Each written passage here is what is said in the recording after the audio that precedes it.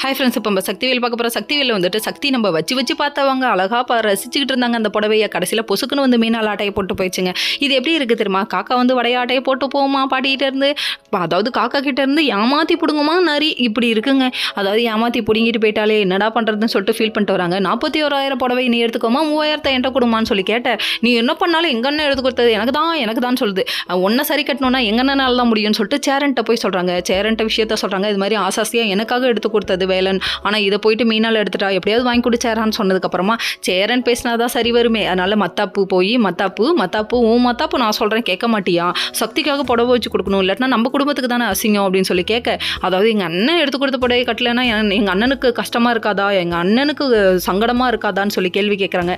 எப்பா சாமி, பாசமலரில் நீங்கள் தோற்று போயிடுவீங்கடா சாமி, ஆளை விடுங்கடா அப்படிங்கிற மாதிரி ஆளுக்கு அண்ணன் பிடிச்சிட்டு இது மாதிரி பண்ணுறீங்களேன்னு சொல்லிட்டு இவங்க ட்ரிக்கு தெரிஞ்சு நம்ம குடும்பம் அசிங்கப்பட்டா நீயும் அசிங்கப்பட்ட மாதிரி தானே அப்படின்னு சொல்லி கேள்வி கேட்க, அதுக்கப்புறம் பொசுக்குன்னு கொடுத்துட்டாங்க. சரி பரவாயில்ல வச்சு கொடுப்போம்னு சொல்லிட்டு கொண்டு வந்து இந்த புடவையை கொடுக்க, இவங்க ஒரு பக்கத்து வச்சு கொடுக்குறாங்க. வச்சு கொடுத்ததுக்கப்புறமா இந்த புடவை செம்மையாக இருக்கே, அடேகை எங்கே எடுத்தீங்க அப்படின்னு சொல்லிட்டாங்க.